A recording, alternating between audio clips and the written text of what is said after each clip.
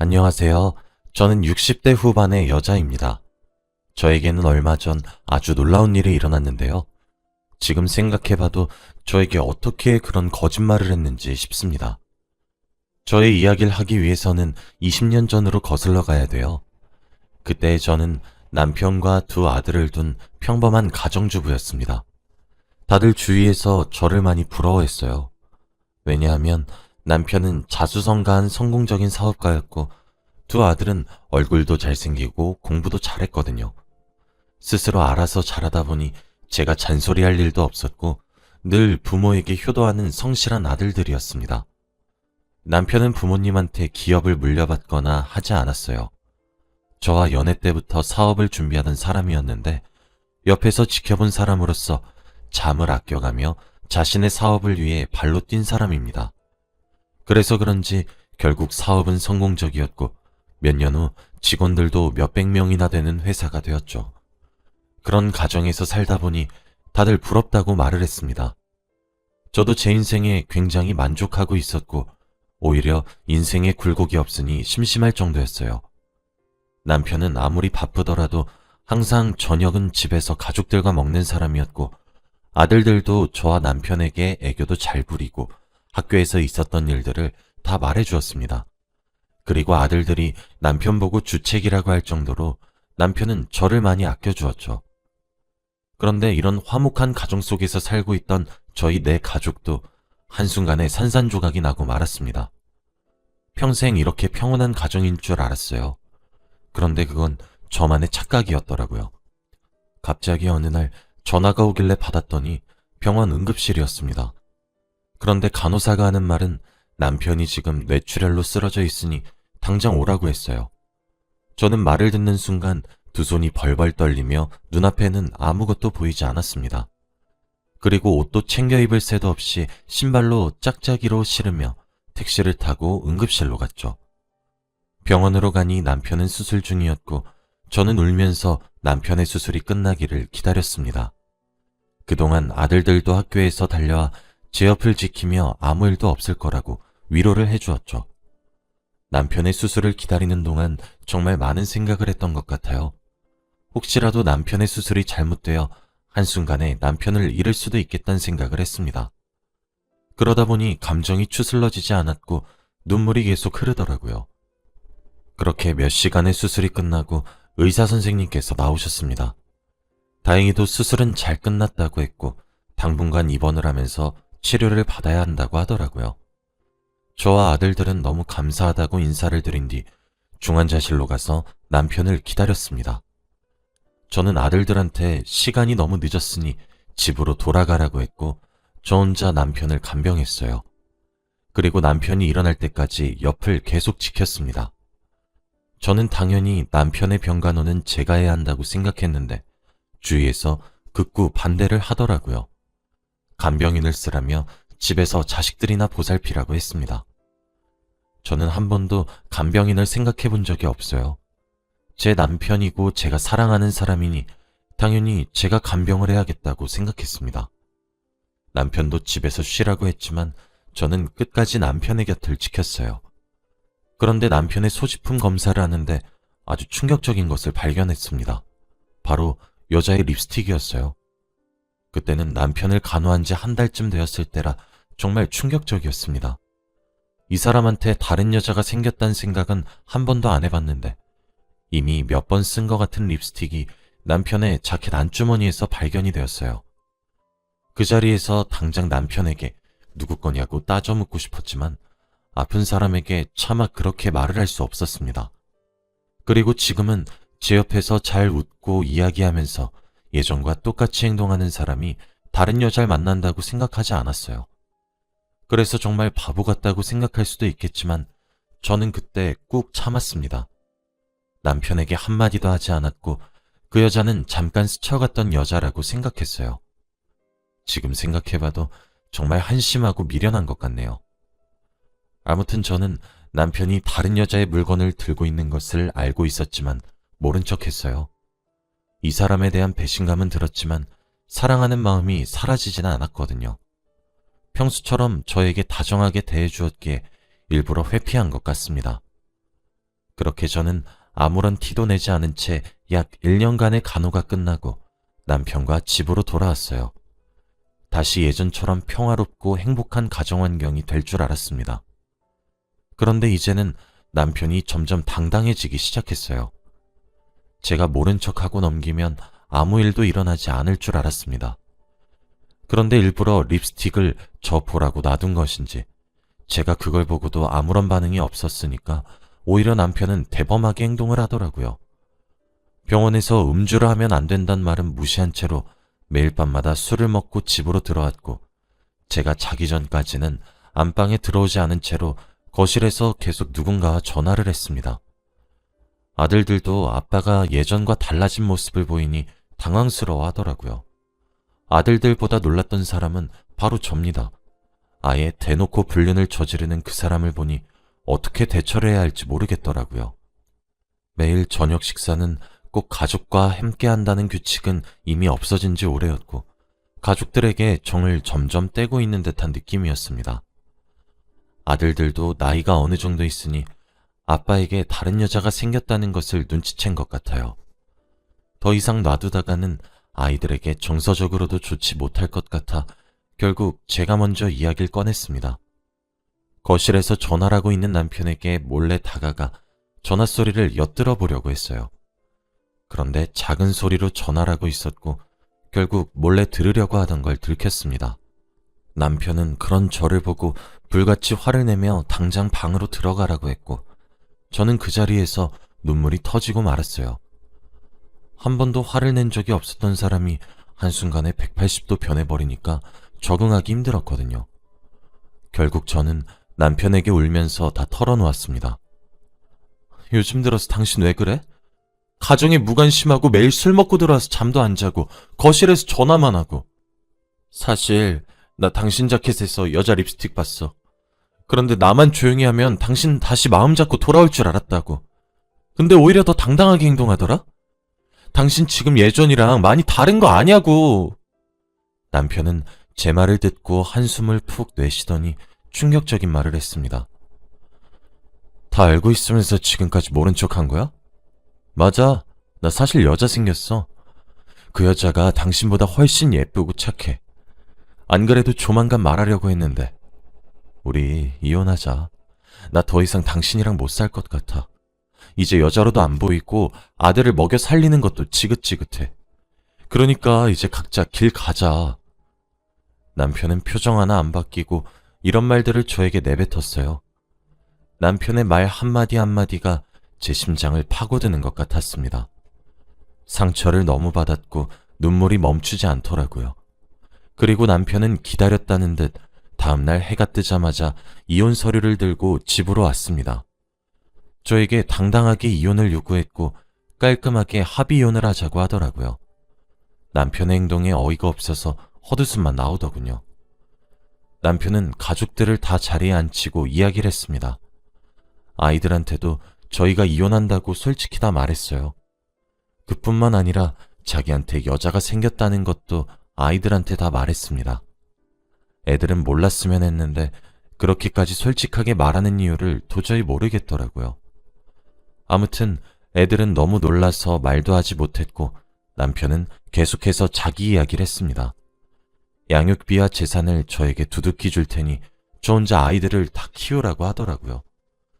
그 여자가 아이들을 데리고 오면 같이 안 살아준다고 했답니다. 그래서 어쩔 수 없대요. 이 집도 저에게 준다고 했고 남편은 그 여자 집에서 얹혀 산다고 합니다. 그러면서 당장 도장을 찍으라는 눈빛을 보내는데 그 순간 여자로서 자존감이 바닥을 쳤어요. 눈물이 미친 듯이 났지만 꾹 참으며 도장을 찍었고 남편은 이혼 서류를 제출하러 집을 나섰습니다. 아이들도 아빠가 집을 나서자마자 울었어요. 그리고 배신감을 미친 듯이 느낀 것 같습니다. 아이들이 항상 존경의 대상을 아빠로 정했었는데 한순간에 가정을 버리는 불륜남이 되었으니 충격이 이만저만이 아닌 것 같더라고요. 그리고 저를 위로해주며 꼭 셋이서 행복하게 살자고 했습니다. 남편은 하루가 급하게 짐을 싸서 집을 나갔고 정말로 자신의 재산 일부분을 저에게 거의 주었습니다. 이렇게 다 주어도 남편의 회사가 원래 잘 되니까 부족함은 없을 것 같았어요. 아무튼 저희는 한순간에 새 가족이 되었고 남편은 불륜녀와 같이 살기 위해서 가정을 버리고 집을 나갔습니다. 저는 아무리 그때의 충격에서 벗어나려고 해도 몸이 따라주지 않더라고요. 항상 아이들이 학교를 가고 집에 혼자 있으면 외롭고 남편과 이 집에서 있었던 추억들이 떠올라 계속 미칠 지경이었습니다. 남편은 이혼 후 저희에게 연락 한 번 하지 않았고 아이들을 보러 오지도 않았어요. 아들들도 아빠와 연락이 끊겼다고 하더라고요. 정말로 이 사람이 저희와 인연을 끊으려고 한다는 것을 알게 되었습니다. 저는 하루하루 괴롭고 슬퍼서 일상생활이 도무지 불가능했고 결국에는 병원의 힘을 빌렸어요. 상담 치료도 받고 약도 먹으면서 정신과를 다니기 시작했습니다. 의사 선생님의 말로는 우울증이라고 했고 다행히 좋은 치료 덕에 빠르게 회복할 수 있었습니다. 믿었던 사람에게 크게 배신을 당하고 나니까 눈에 뵈는 게 없더라고요. 세상에 믿을 게 하나도 없는 것처럼 느껴지고 이 세상에서 살기 싫어집니다. 남편의 불륜 때문에 저는 우울증 약까지 먹고 정신과 상담 치료까지 받는 여자가 되었죠. 그렇게 몇 년이 흘러서 저는 병도 조금씩 완화되어서 사람들을 만날 수 있게 되었어요. 원래는 사람들과 대화조차도 힘들었는데 역시 시간이 약인 건지 점차 나아졌습니다. 아이들도 이젠 성인이 되어서 대학교도 가고 직장도 생겨서 제가 할 일이 없어졌어요. 전 남편은 연락이 하나도 안 됐고 아이들을 보러도 오지 않았지만 통장에 주기적으로 양육비는 보냈습니다. 어디서 뭐라고 사는진 전혀 몰랐지만 양육비는 매일 정해진 날에 꼬박꼬박 입금해 주더라고요. 인터넷에 남편의 회사를 검색해도 기사 하나 올라오지 않았고 적은 액수가 아닌 양육비도 잘 보내니까 이 사람이 정말 뭐하고 사는지 궁금했습니다.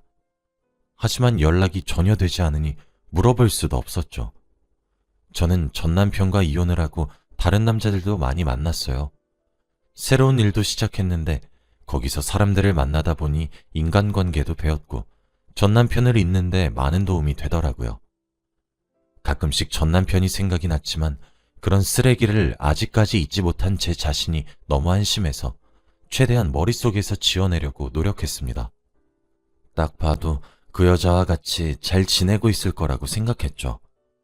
그렇게 전 남편과 헤어진 지 20년이란 세월이 흘렀습니다. 아이들은 그동안 결혼도 하고 벌써 손주까지 생겼어요. 며느리도 너무 착하고 저에게 너무 잘해주어서 항상 고맙게 생각합니다.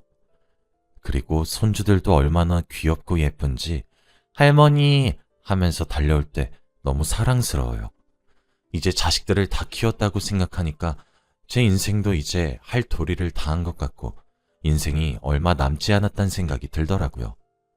평생 어떻게 살아왔는지 파노라마처럼 머릿속에서 스쳐 지나가고 회의감도 많이 들었습니다. 그런데 어느 날 첫째 아들이 저를 조심스럽게 부르더라고요. 방으로 저를 부르더니 갑자기 진지한 말을 하기 시작했습니다. 원래 한 번도 이런 무거운 분위기의 이야기를 한 적이 없는 앤데 갑자기 이러니까 당황스럽더라고요. 그런데 첫째 아들이 하는 말은 충격적이었습니다. 엄마, 나 얼마 전에 아버지 본 것 같아. 이혼하고 20년 동안 연락 한 번 없었던 사람의 소식을 들으니 귀가 쫑긋해지더군요. 그런데 아들의 말을 들어보니 자신이 봤을 때는 전 남편 옆에 한 여자가 있었다고 합니다. 전 남편은 거동이 많이 불편해 보였고 그 옆에 있는 여자는 전 남편을 부축하고 있었대요. 그런데 둘이 부부나 연인 관계로는 안 보였고 나이 차이가 너무 많이 나서 간병인처럼 보였다고 합니다. 첫째도 아버지를 오랜만에 보고 너무 놀라서 아는 척도 못하고 바로 숨어버렸다고 하더라고요. 저희 동네에서 봤다고 했고 혹시라도 동네를 걷다가 마주칠 수도 있으니 알고 있으라고 말을 했다고 합니다. 저와 헤어지고 한 번도 소식을 듣지 못했는데 20년 만에 들었던 말이 다른 여자와 길을 걷고 있었다니 정말 착잡하더라고요. 제 마음 한구석에는 그래도 저와 헤어진 것을 후회하고 혼자서 힘들게 살아가고 있길 바랬는데 젊은 여자와 함께 산책을 하고 있었단 말을 들으니까 기분이 마냥 좋진 않았습니다. 그리고 혹시라도 길에서 마주친다면 인사라도 건넬 수 있을 것 같은 기분이었어요. 그런데 정말 얼마 지나지 않아 저는 길에서 전 남편을 마주하게 되었습니다. 20년이나 지난 세월이었지만 저는 한눈에 그 사람을 알아봤죠. 얼굴에 주름도 많이 지고 거동도 많이 불편해 보였지만 딱 봐도 알았습니다. 그 사람 옆에는 정말로 젊은 여자가 걷는 걸 도와주고 있었고 혹시 저 여자가 그때 그 불륜여인가 싶더라고요. 저는 인사를 바로 건넬 수 있을 줄 알았는데 저도 모르게 몸이 돌처럼 굳어버렸습니다. 결국 전 남편과 눈이 마주쳤고 그 사람도 저를 보고 굉장히 놀란 표정이었죠. 그렇게 한 3분가량 서로 말없이 쳐다만 보고 있었습니다. 그러다가 옆에 있는 여자가 먼저 전 남편에게 말을 걸더라고요. 어르신, 지갑에 있는 여성분이랑 많이 닮았네요.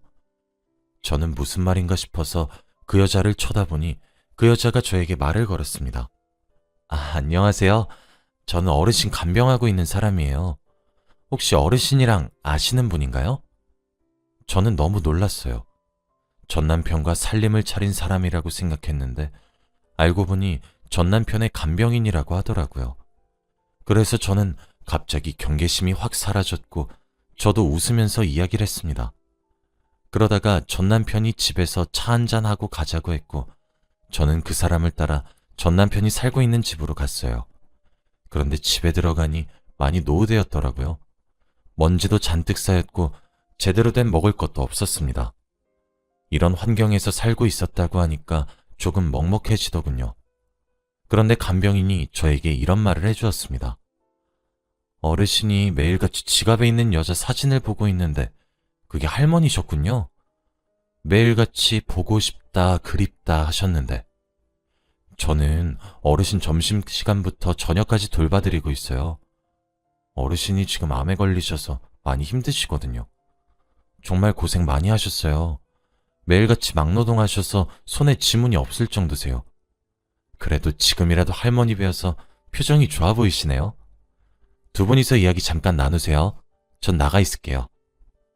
이 말을 내뱉고 잠깐 나가 있었고 저는 전 남편과 단둘이서 방 안에 남았습니다. 그리고 몇 분간의 정적 끝에 제가 먼저 말을 꺼냈습니다. 암이라며? 무슨 암인데? 치료 받았어? 아니 막노동이라니. 그동안 어떻게 산 거야? 회사는? 저는 질문을 쏘아붙였고 전 남편은 차근차근 다 말해주었습니다. 그런데 그 사람은 정말 충격적인 말을 해주었어요. 제가 전혀 알지 못했던 과거의 비밀까지 싹 다 말이죠. 사실 나 그때 바람핀 거 아니야. 그때 회사가 기울고 있었는데 나 혼자 감당하려고 일부러 그랬던 거지. 그리고 립스틱 당신 거였는데 몰랐지? 내가 일부러 당신 속이려고 당신 립스틱 자켓에 넣어놨는데 감쪽같이 속더라. 그리고 집 나오자마자 바로 회사 파산하고 빚 갚고 양육비 보내느라 평생 일만 했지. 그래서 애들 보고 싶은 거 꾹 참고 찾아가지 못했어. 나 혼자 다 감당하기 위해서 자식들도 당신한테 부탁한 거고. 근데 매일같이 일을 하고 몸을 가만히 안 두니까 병이 생기더라. 나 위암이래. 수술 받아야 한다고 하더라. 그래서 지금은 그냥 죽을 날만 기다리고 있어. 근데 나 곧 죽나 보다. 당신 보고 싶어서 매일같이 기다렸는데 이렇게 선물처럼 마주쳤네. 당신 여전히 예쁘고 고와. 나만 이렇게 늙어버렸네. 그래도 지금에서야 진실을 다 말할 수 있어서 홀가분하네. 그동안 잘 있었지? 저는 남편의 말을 듣고 펑펑 울었어요. 저는 그것도 모르고 매일같이 아들들과 남편 욕을 하면서 지냈는데 알고 보니 끝까지 이렇게 미련한 사람이었습니다. 울면서 전 남편에게 화를 불같이 냈어요. 그걸 왜 혼자 감당해? 회사 망한 건 나 몰랐단 말이야. 그거 같이 이겨내야지 왜 혼자서 견뎌내려고 그래? 나랑 애들은 그것도 모르고. 저는 그날 전 남편에게 안겨 펑펑 울었습니다. 매일같이 과거의 일을 떠올리면서 한숨만 내쉬고 괴로웠는데 저도 모르게 이 사람을 기다리고 있었나 봐요. 20년 동안 한 번도 보진 않았지만 하루도 빠짐없이 생각했습니다. 그래도 저와 아이들을 버린 나쁜 사람인데 계속해서 머릿속에 떠올리는 제 자신이 너무 미웠는데 이제는 그런 생각을 안 해도 될 것 같았죠. 이 사람 품에 안겨서 우는데 과거로 돌아간 기분이었습니다. 저는 아들들한테 전 남편을 소개해줬어요. 그리고 그동안 있었던 일을 다 말했습니다. 아들들도 전 남편을 그리워하고 있었던 건지 이야기를 들으면서 울더라고요. 그리고 저는 남편의 암 수술 비용을 내주었고 간병도 하기로 했습니다. 남편은 그럴 필요 없다고, 그러려고 저에게 말한 거 아니라고 했지만 저는 고집을 꺾지 않았어요. 그동안 저희 가족들 고생 안 시키려고 혼자서 다 감당하고 자기 암 치료할 돈도 없으면서 양육비 꼬박꼬박 보내려고 막노동까지 한 게 너무 고마워서 그랬습니다. 그리고 며느리와 손주들도 소개시켜주니 좋아하더라고요. 저와 전 남편은 다시 혼인신고를 했고 한 집에서 같이 살게 되었습니다. 의사 선생님께서 조금만 더 늦었으면 수술이 힘들었을 수도 있었는데 지금이라도 수술을 하게 되어서 정말 다행이라고 해주었죠. 남편은 수술방에 들어가기 직전까지도 미안하고 고맙다는 말을 반복했고 수술은 다행히도 성공적이었습니다. 저는 남편을 다시 병간호해주며 돈독해졌죠. 옛날에 화목했던 가정으로 금방 돌아왔고 저희는 나이가 70이 다 되어서 신혼부부 같은 생활을 하고 있습니다. 지금 생각해봐도 이 사람 정말 대단한 것 같아요. 드디어 가족들이 다 모인 것 같으니 앞으로 행복만 했으면 좋겠습니다. 아마 동네에서 남편을 만나지 못했다면 저는 평생 이 사람을 원망하며 살았겠죠. 정말 운명이라는 게 있나 봅니다. 저의 이야기는 여기까지예요. 들어주셔서